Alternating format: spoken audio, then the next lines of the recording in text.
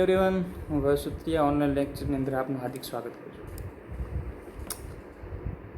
ગયા લેક્ચરની અંદર આપણે બિન સાંપ્રદાયિકતા અને સમાજવાદી પદ્ધતિ જોયું હતું.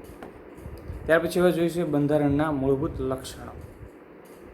એટલે કે બંધારણની ઓળખ માટે ભારત દેશના બંધારણના લક્ષણો કેવા છે એના વિશે જોવાનું છે. 26મી જાન્યુઆરી 1950થી અમલમાં આવેલો વિશ્વનો સૌથી મોટો, વિસ્તૃત અને વિગતપૂર્ણ ભારતનું એક લિખિત બંધારણ, જેના વિશિષ્ટ લક્ષણો નીચે પ્રમાણે છે. પહેલી બાબત છે લિખિત દસ્તાવેજ.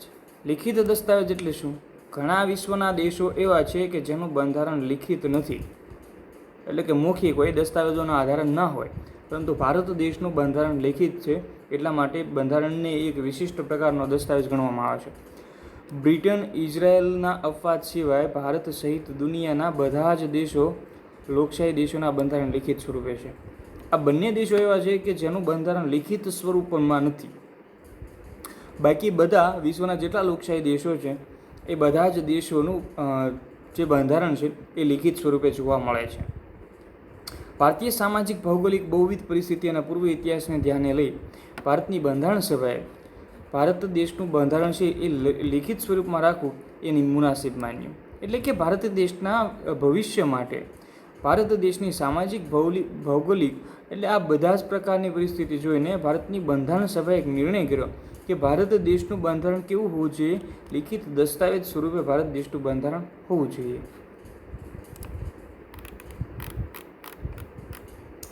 બીજી બાબત છે બંધારણનું કદ. ભારતનું બંધારણ 22 ભાગોમાં વહેંચાયેલું છે અને 395 અનુચ્છેદો અને 8 આર્ટિકલો સાથે એ સમય દરમિયાન, એટલે કે ક્યારે 1950ની અંદર તૈયાર થયેલું હતું. યાદ રાખજો, ભારતના બંધારણનું જે કદ છે, એટલે કે એવું નથી કે ભારતનું બંધારણ એક આખા રૂમ ભરીને ચોપડા થાય, પરંતુ મૂળભૂત જે બંધારણ છે એ ભારતનું બંધારણ 22 ભાગોમાં વહેંચાયેલું છે.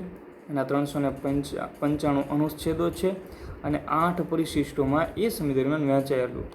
હાલ ભારત દેશની અંદર 24 ભાગો, 444 જેટલા અનુચ્છેદો અને 12 પરિશિષ્ટો સાથે ભારત દેશનું બંધારણ હાલ છે વહેંચાયેલું છે. આ બંધારણમાં કેન્દ્ર અને રાજ્યના શાસન વ્યવસ્થા, એમના આંતર સંબંધો, લોકોના મૂળભૂત હકો, ફરજો, રાજનીતિના માર્ગદર્શક સિદ્ધાંતો, ન્યાયતંત્ર, ચૂંટણી પંચ, સ્થાનિક સ્વરાજ્યની સંસ્થાઓ, લઘુમતીઓ, પછાત અને વંચિત સમૂહો માટેની ખાસ જોગવાઈ કરવામાં આવી છે. તેથી ભારત દેશમાં બંધારણ આપણા વિશ્વના બંધારણો કરતાં થોડુંક અલગ પડે છે. અલગ પડવાના કારણો ઘણા છે કે વિશ્વનું જે બંધારણ છે એ બંધારણનું ઉપર એક એનાલિસિસ કરવામાં આવે તો અમુક કલમો વિશે અથવા વંચિત જૂથો કે પછાત વર્ગ એના વિશે વિશ્વના બંધારણોની અંદર બહુ ઓછા પ્રકારની માહિતી અથવા ઓછી કલમો છે. પરંતુ ભારત દેશની અંદર અમુક કલમો એવી છે જે કલમો વિશ્વના કોઈ પણ દેશની અંદર જોવા મળતી નથી. એટલે ભારત દેશના બંધારણનું કદ છે એ ઘણું મોટું ગણવામાં આવે છે. દુનિયાના બધા બંધારણોની તુલનામાં ભારત દેશનું બંધારણ કેવું છે? લાંબુ છે, એ આપણે સમજીએ છીએ. વિસ્તૃત છે, વિસ્તૃત એટલે સ્ટેપ બાય સ્ટેપ છે, અને વિષદપૂર્ણ છે, કે જેના કારણે કહી શકાય કે વિશ્વના દેશોની તુલનાએ ભારત દેશના બંધારણનું કદ લાંબુ, વિસ્તૃત છે. ત્રીજી બાબત, એક અને એક જ નાગરિકત્વ. નાગરિકત્વ એટલે શું? સિટીઝનશીપ. આપણને આ મુદ્દો સામાન્ય લાગે, પણ આંતરરાષ્ટ્રીય તુલનાએ આ મુદ્દો ગંભીર છે. આમાં ઉદાહરણ સહિત આપેલું છે. જોઈએ કે અમેરિકા જેવા દેશની અંદર દરેક વ્યક્તિને બેવડું નાગરિક મળે છે. એટલે એક જ વ્યક્તિ અમેરિકાની અંદર રહેતો હોય તો 2 નાગરિકતા ધરાવે છે. એક યુનાઇટેડ સ્ટેટ ઓફ અમેરિકાનું અને બીજું પોતે જે રાજ્યમાં વસવાટ કરતી હોય તે રાજ્યનું નાગરિકત્વ ધરાવે છે. જ્યારે ભારતમાં ગમે તે રાજ્યમાં રહેતા હોય, પરંતુ તેને એક જ નાગરિકત્વ, એટલે કે ભારતીય એક જ નાગરિકત્વ રહે છે. આને આપણે બીજી રીતે સમજીએ તો માનો કે આ અમેરિકા દેશ છે અને આ આપણો ઇન્ડિયા દેશ છે. તો અમેરિકાની અંદર નાના નાના રાજ્યો આવેલા છે, જે આપણે ભારત દેશમાં પણ છે. ભારત દેશમાં નાના મોટા રાજ્યો આવેલા છે. ગુજરાત, યુપી, મહારાષ્ટ્ર, મધ્યપ્રદેશ, પશ્ચિમ બંગાળ, દિલ્હી, આ બધા રાજ્યો આવેલા છે. હવે આ જે અમેરિકા છે એ અમેરિકાની અંદર એક નાગરિકત્વ કોનું? તો એક નાગરિકત્વ છે એ અમેરિકાનું. કયું? United state of America. આપણે જે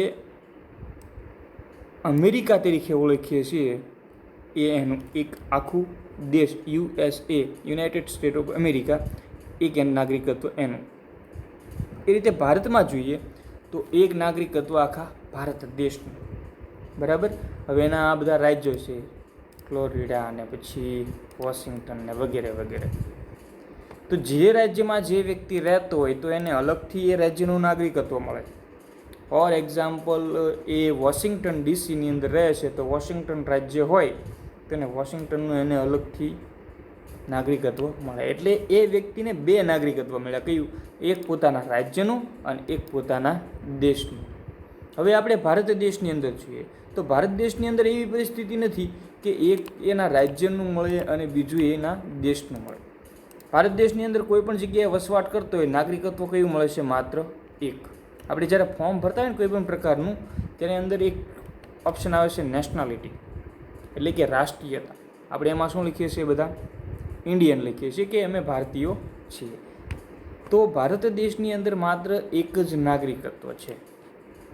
હવે આનાથી ફાયદો એ થશે કે એકબીજા રાજ્યો વચ્ચે જે સ્વતંત્રતાઓ છે એનું પ્રમાણ વધશે લોકો માટે. અને એવું જ ન હોય કે એકબીજા રાજ્યો વચ્ચે સ્વતંત્રતાનું પ્રમાણ ઓછું હોય તો એવું અમેરિકાની અંદર જોવા મળે કે એક રાજ્યમાંથી બીજા રાજ્યમાં વ્યક્તિ જતો હોય અને ત્યાં નાગરિકતા હોય તો એ વ્યક્તિને જવામાં થોડા પ્રશ્નો, ઇસ્યુ, થોડી ફોર્માલિટી કરવી પડશે. પણ ભારત દેશની અંદર એવું છે નહીં. આગળ છે મજબૂત કેન્દ્રવાળું સમવાય તંત્ર. સમવાય તંત્ર એટલે શું? એ શબ્દ આપણે જોવો પડે. સમવાય તંત્રનો ઇંગ્લિશ વર્ડ થાય છે ફેડરલ, એટલે એક કેન્દ્રિત બળ. ભારતના બંધારણમાં ક્યાંય સમવાય શબ્દનો ઉપયોગ થયો નથી. બંધારણ ભારતે રાજ્યોનો સંઘ એટલે યુનિયન ઓફ સ્ટેટ તરીકે વર્ણવે છે. આપણે આને ઓળખવું હોય તો ઇન્ડિયા એટલે શું? ઇન્ડિયા એટલે કંઈ નહીં, 29-30 રાજ્યોનો સમૂહ એટલે ઇન્ડિયા. જો અહીં આપેલું છે ને રાજ્યોનો સંઘ, union of state. Union state એટલે રાજ્યોનો સંઘ. રાજ્યો એટલે કયા? હા, ગુજરાત, મહારાષ્ટ્ર, જમ્મુ કાશ્મીર, પશ્ચિમ બંગાળ, કર્ણાટક વગેરે વગેરે જેવા 30 રાજ્યો, કેન્દ્ર શાસિત પ્રદેશોનો એનો સમૂહ એટલે એક દેશ. આમ ભારત સંઘીય રાજ્ય છે. સંઘીય એટલે રાજ્યોનો સંઘ છે અને એ એક દેશ બને છે અને એના દ્વારા ચાલે છે. સંઘ શબ્દ દ્વારા ભારતમાં સંઘ એટલે કે કેન્દ્ર અને એકમ રાજ્ય વચ્ચે ક્યારે પણ બદલી શકાય નહીં તેવી કાયમી સંબંધોની લેખિત સ્વરૂપે બંધારણમાં સ્પષ્ટતા કરવામાં આવી છે. ભારતના સંઘ એટલે કે કેન્દ્ર અને એકમ રાજ્ય વચ્ચે ક્યારે પણ બદલી ન શકાય તેવી કાયમી સંબંધોની લેખિત સ્વરૂપે બંધારણમાં સ્પષ્ટતા કરવામાં આવી છે. હવે આ થોડોક છે ને કંઈક અલગ પ્રકારનો પ્રશ્ન છે. આનો મતલબ કંઈક એવો થાય છે કે ભારતમાં જેટલા રાજ્યો છે ને આ બધા જ રાજ્યો છે એ ભારત સંઘની અંદર ફરજિયાત રહેવાનું. એ કોઈ રાજ્ય આમાંથી અલગ થઈ શકશે નહીં, થઈ શકે. કારણ કે ભારત દેશને સંઘનો સમૂહ છે એટલે કે રાજ્યોનો સમૂહ છે એટલે સંઘ બન્યો છે. એ રાજ્ય એને હંમેશા એની સાથે રહેવાનું. થોડા વર્ષો પહેલાં પંજાબની અંદર એક મુહિમ ચાલી હતી, એક આંદોલન ચાલ્યું હતું કે ભારત દેશની અંદર પંજાબને અલગ એક રાષ્ટ્ર તરીકે ઘોષિત કરવામાં આવે. એટલે કે આ જે રાજ્યોનો સંઘ છે એમાંથી પંજાબ છૂટું પડીને અલગ દેશ બને એ રીતે.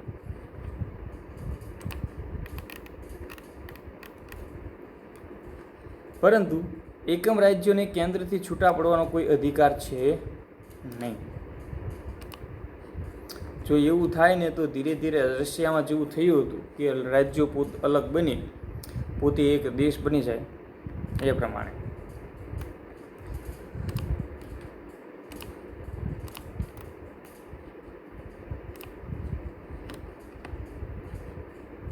એકમ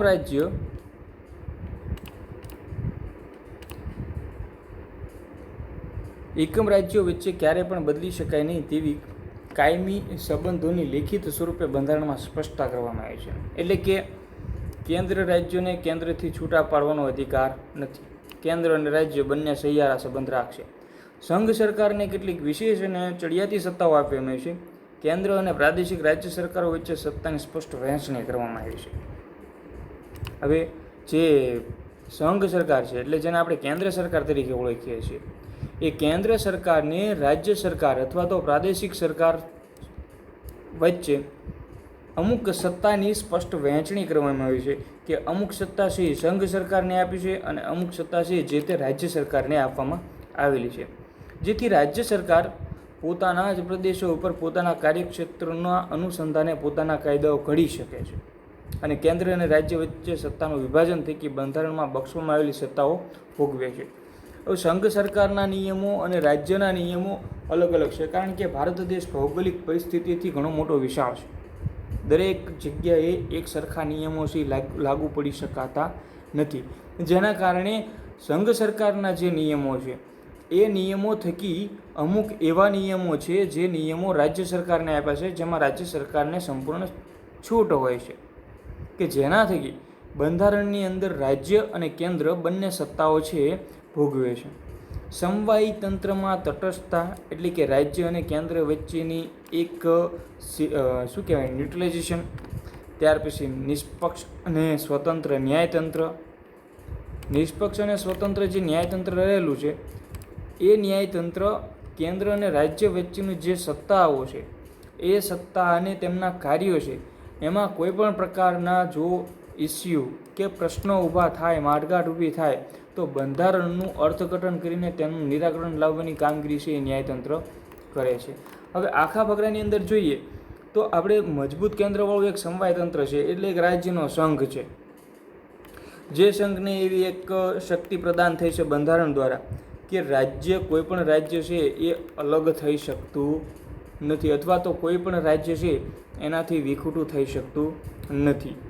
ત્યાર પછી રાજ્ય અને કેન્દ્ર વચ્ચે સ્પષ્ટ અમુક સત્તાઓની વહેંચણી કરવામાં આવી છે કે અમુક કાયદાઓ પર માત્ર રાજ્ય સરકાર છે એ નિયમો ઘડી શકે અને અમુક સત્તાઓ છે એના ઉપર માત્ર કેન્દ્ર સરકાર નિયમો ઘડી શકે છે. એટલે કે આ સમવાય તંત્રની અંદર કેન્દ્ર અને રાજ્ય વચ્ચે જે વિભાજન થયેલું છે એ બંધારણ થકી થયેલું છે. અન્યથા કેન્દ્ર અને રાજ્ય વચ્ચે જ્યારે કંઈ મુશ્કેલી થાય બંધારણ બાબતે તો એની માટે સ્વતંત્ર ન્યાયતંત્ર છે કે જે સમવાયમાં તટસ્થ, નિષ્પક્ષ અને સ્વતંત્ર ન્યાય કરશે, જેના કારણે રાજ્ય અને કેન્દ્ર વચ્ચે જ્યારે વિવાદ ઊભો થાય ત્યારે ન્યાયિક વ્યવસ્થા દ્વારા એ વિવાદને દૂર કરી શકાય. ભારતમાં કેન્દ્ર અને રાજ્ય વચ્ચે સત્તાનું વિશદ વિભાજન જે કરવામાં આવેલું છે તેના માટે 3 યાદી બંધારણમાં મૂકવામાં આવી છે. અહીંયા મોટાભાગના વિભાગો આપેલા છે, દરેક વિભાગો નથી પણ મોટા વિભાગો આપેલા છે. 3 પ્રકારના કાયદાઓ છે. એક છે સંપૂર્ણ કેન્દ્ર સરકાર આધારિત, કે માત્ર એના કાયદાઓ છે કેન્દ્ર સરકારના જ લાગુ પડે, સ્થળ ભારતનું કોઈ પણ હોય. બીજું છે રાજ્ય યાદી. રાજ્ય યાદી એટલે એવા કાયદાઓ કે જે તે રાજ્યની અંદર એ જ રાજ્ય દ્વારા એના નિર્ણયો છે એ લેવામાં આવે, એટલે કે રાજ્ય સરકાર એ નિર્ણયો લેવા માટે કેન્દ્ર સરકારની પરમિશન રાખતી નથી. અને ત્રીજી બાબત એવી છે સંયુક્ત યાદી, એટલે કે જેમાં રાજ્ય અને કેન્દ્ર બંનેના નિયમોનું પાલન કરવામાં આવશે. સંઘ યાદીમાં કુલ 97 જેટલા વિષયો એવા છે કે જેના કાયદા ઘડવાની સંપૂર્ણ સત્તા છે એ સંસદ ધરાવે છે. સંસદ એટલે કેન્દ્ર સરકાર, જેમાં સંરક્ષણ એટલે કે ડિફેન્સ, રાજ્યની સુરક્ષાનો દેશની સુરક્ષાની દરેક બાબતો, વિદેશ સાથેના સંબંધો, અણુશક્તિ, નાણું, વીમો, બેન્કિંગ, તાર ટપાલ, રેલવે જેવા રાષ્ટ્રીય મહત્વતા ધરાવતા ક્ષેત્રોમાં કેન્દ્ર સર્વોપરી સત્તા છે એ ધરાવે છે. એટલે કે અમુક કાયદાઓ એવા છે જે કાયદાઓ ઉપર સંપૂર્ણપણે કોનો પ્રભાવ વધારે રહેશે? કેન્દ્ર સરકારનો. આપણે અહીંયા બોટાદ જિલ્લાની અંદર એક રેલવે સ્ટેશન છે, તો એ રેલવે સ્ટેશન છે એ કેન્દ્ર સરકારની યાદીની અંદર સમાવેશ થાય છે, તો સંપૂર્ણ નિયમો એ કેન્દ્ર સરકારને એને લાગુ પડશે. રાજ્ય સરકારે કશું કરવાનું નથી. બીજી બાબત, રાજ્ય યાદી, જેમાં 66 જેટલા વિષયોનો સમાવેશ થાય છે, જેમના પર કાયદો ઘડવાની સંપૂર્ણ સત્તા કોની હોય છે? રાજ્યની ધારાસભાઓની, એટલે કે રાજ્યમાં જે વિધાનસભાના ગૃહો છે તેની. જેમાં કાયદો અને વ્યવસ્થા, શિક્ષણ, સ્થાનિક સ્વરાજ્યની સંસ્થાઓ, કૃષિ, સિંચાઈ, આરોગ્ય, ભૂમિ, રાજ્યનો આંતરિક વેપાર વાણિજ્ય વિષયક સેવાઓ. જો કેન્દ્રને લાગે કે રાજ્યના કાયદો અને વ્યવસ્થા પડી ભાંગ્યા છે, તો રાજ્યની સંમતિ સાથે રાજ્યની મરજી વિરુદ્ધ જઈ કેન્દ્ર અને રાજ્યમાં કેન્દ્રીય અનામત પોલીસ દળનો જથ્થો છે એ મોકલી શકે છે. હવે રાજ્ય યાદીની અંદર 66 જેટલા વિષયોનો સમાવેશ કરવામાં આવ્યો છે. કેટલા? 66 જેટલા. એટલે આ 66 જે વિષયો છે એના ઉપર કાયદાઓ કોણ ઘડશે? રાજ્ય ઘડશે. હવે એમની અંદર મોટાભાગના કાયદો અને વ્યવસ્થા એટલે કે સ્થાનિક કક્ષાને લગતા હતા. શિક્ષણ, સ્થાનિક સ્વરાજ્યની સંસ્થાઓ, કૃષિ, સિંચાઈ, આરોગ્ય, જમીન અધિગ્રહણ, રાજ્યનો આંતરિક વેપાર એટલે કે રાજ્યની અંદરની સેવાઓ વગેરે. પરંતુ કોઈ રાજ્ય એવું હોય કે પોતાના રાજ્યની અંદર કાનૂન વ્યવસ્થા યોગ્ય રીતે ન ચલાવી શકે અને કેન્દ્ર સરકારને એવું લાગે કે રાજ્યની અંદર કાયદો અને ન્યાય વ્યવસ્થા છે એ પડી ભાંગ્યા છે, તો રાજ્યની વિરુદ્ધમાં જઈ એની સાથે રાખી જે CRPF એટલે કે સેન્ટ્રલનો આપણે કેન્દ્ર સરકારનો એક પોલીસ જથ્થો જે અનામત રાખવામાં આવે છે કે કોઈ રાજ્યની અંદર કાનૂન ન્યાય વ્યવસ્થા પડી ભાંગે તો ત્યાં ઝડપથી મોકલવામાં આવે, તો એવી વ્યવસ્થા છે એ કેન્દ્ર સરકાર છે એ કરી શકે છે. કારણ કે ગૃહ વિભાગ છે એ આખો રાજ્ય સરકારનો છે. પરંતુ જો કાનૂન અને ન્યાય વ્યવસ્થા પડી ભાંગે એવું લાગે તો રાજ્યપાલ દ્વારા રાષ્ટ્રપતિ શાસન પણ લગાવવામાં આવે છે. આ બધું મોટાભાગે રાજનીતિ અનુસાર ચાલે છે. આગળ ત્રીજી બાબત છે સંયુક્ત યાદી. સંયુક્ત યાદીમાં 47 જેટલા વિષયોનો સમાવેશ કરવામાં આવ્યો છે કે જેમાં કાયદો અને ન્યાય વ્યવસ્થા કેન્દ્ર અને રાજ્ય બંને ધરાવે છે. સંયુક્ત યાદીની અંદર જે 47 જેટલા વિષયો છે જેમાં કેન્દ્ર સરકાર અને રાજ્ય સરકાર બંને એક સરખા હક ભોગવે છે. રાજ્ય સરકાર પણ કાયદો ઘડી શકે અને કેન્દ્ર સરકાર પણ કાયદો ઘડી શકે. પરંતુ જ્યારે રાજ્યના કાયદામાં વિવાદ કે સંઘર્ષ ઊભો થાય છે ત્યારે કેન્દ્રનો જે કાયદો છે એ સર્વોપરી ગણવામાં આવે છે. મોટાભાગે આ કાયદાઓની અંદર માનો કે કેન્દ્ર સરકાર એક કાયદો ઘડ્યો અને ગુજરાત સરકાર એક કાયદો ઘડ્યો, જે ગુજરાતની અંદર બંને કાયદાઓ એક જ વિષયના લાગુ પડતા હોય, પરંતુ ગુજરાત સરકારના જે નિયમો છે એ કડક ના હોય અથવા કેન્દ્રના નિયમો કરતાં ઉતરતા હોય, તો ગુજરાત સરકારના નિયમો આપોઆપ બંધ થઈ જશે અને કેન્દ્ર સરકારના નિયમો છે એ આપોઆપ લાગશે. હવે એમાં મોટાભાગે દીવાની દાવાઓ, પરંતુ જ્યારે રાજ્યોના કાયદાઓમાં વિવાદ કે સંઘર્ષ ઊભો થાય ત્યારે કેન્દ્રનો કાયદો ચડિયાતો અને સર્વોપરી ગણાય છે. આમ સમવાય તંત્રના કેન્દ્રને સંયુક્ત યાદીમાં વિશેષ સત્તાઓ આપી છે. આ યાદીમાં શું હોય છે? દીવાની અને ફોજદારી બાબતો, લગ્ન, છૂટાછેડા, ભરણ પોષણ, શિક્ષણ, આર્થિક આયોજન, વ્યાપારી સંઘો વગેરેનો સમાવેશ થાય છે. તો આ જે 3 યાદી હતી, કેન્દ્ર યાદી, રાજ્ય યાદી અને સંયુક્ત યાદી, ભારતના સમવાય તંત્રની અંદર ભારત દેશને કેન્દ્રની અંદર એટલે કે સંસદની અંદર નિયમો, રાજ્યોની અંદર એટલે કે ભારતની જે તે રાજ્યોની વિધાનસભાની અને સંયુક્ત એટલે કે કેન્દ્ર અને રાજ્ય બંને એમને વિષયોની વહેંચણી કરવામાં આવી છે કે જેના કારણે વિવાદ ઊભો ન થાય. અને આખરે છેલ્લે એક બાબત એ સ્પષ્ટ થાય કે રાજનીતિના માર્ગદર્શક સિદ્ધાંતો અનુસાર ભારત દેશના લોકોને એક સારું એવું કલ્યાણ રાજ્ય પ્રાપ્ત થાય. ત્યાર પછી આગળ છે એનો એક છેલ્લો ઓપ્શન, શેષ સત્તાઓ એટલે કે વધારાની સત્તાઓ. જે વિષય કેન્દ્ર અને રાજ્ય વચ્ચેની સત્તાની સ્પષ્ટ વહેંચણી થઈ શકી ન હોય તો તે વિષયોનો સમાવેશ શેષ સત્તાઓમાં કરવામાં આવે છે. આ વધારાના વિષયો ઉપર કાયદો ઘડવાનો, એમાં ફેરફાર કરવાનો એનો સંપૂર્ણ હક કોને રહેલો છે? કેન્દ્ર સરકારને રહેલો છે.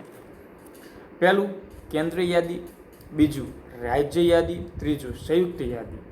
આ 3 પ્રકારના કાયદાઓની વહેંચણી અથવા તો એવા હકોની વહેંચણી થયેલી છે. એ ખરેખર જોઈએ ને તો આ રાજ્ય કે કેન્દ્રને હક આપવામાં આવેલા કે આટલા વિષયો ઉપર કેન્દ્ર કાયદાઓ ઘડી શકે, આટલા વિષયો ઉપર છે રાજ્ય કાયદાઓ ઘડી શકે અને આટલા વિષયો ઉપર છે એ સંયુક્ત રીતે કાયદાઓનું ઘડતર થાય.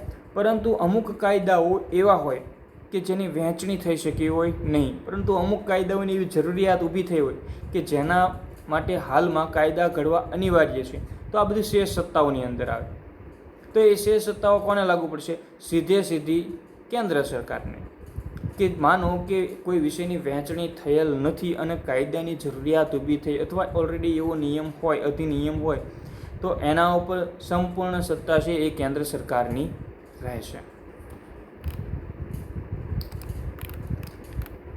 ભારતમાં કેન્દ્ર અને રાજ્યો વચ્ચે નાણાકીય સાધનોની પણ વહેંચણી કરવામાં આવી છે.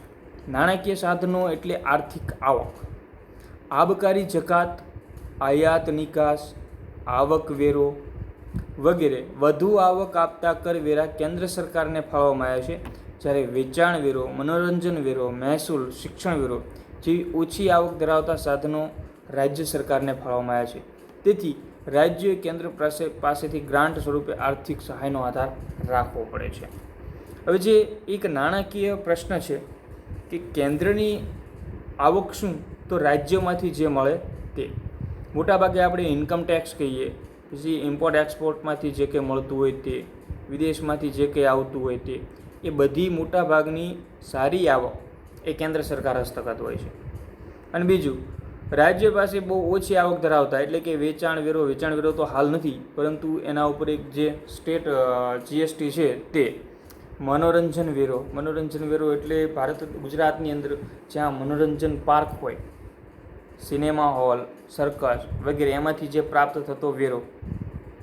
મહેસૂલ વેરો, જમીન મહેસૂલ વેરો, શિક્ષણ વેરો વગેરે વેરાઓ, એ વેરાઓની ઓછી આવક ધરાવતા તમામ વેરાઓ એ રાજ્ય સરકારને છે. તો આમ મોરલ જોઈએ તો રાજ્ય સરકારને પોતાનું રાજ્ય ચલાવવા માટે હર હંમેશ છે એ કેન્દ્ર સરકાર પાસેથી મદદ રાખવી પડશે. ગ્રાન્ટ સ્વરૂપે કંઈકનું કંઈક લેવું પડશે, જેના કારણે રાજ્ય પોતાનો વહીવટ છે એ યોગ્ય રીતે ચલાવી શકે. આ લેક્ચરની અંદર આપણે અહીંયા સુધી રાખીશું. આભાર. જો તમને કોઈ બાબત ન સમજાતી હોય તો મારો નંબર વોટ્સઅપની અંદર છે જ, મને પર્સનલ મેસેજ કરજો. ફોન ન કરશો, કામ હોય તો ફોન કરજો, મેસેજમાં તમારો પ્રશ્ન લખી નાખજો. હું મેસેજમાં તમને જવાબ અથવા સોલ્યુશન આપીશ. જો જરૂર જણાય તો તમને હું ફોન પણ કરીશ. પરંતુ તમને આ જે લેક્ચરો લેવામાં આવે તે સંપૂર્ણ સમજાય તેવો મારો હેતુ રહેલો છે. આભાર.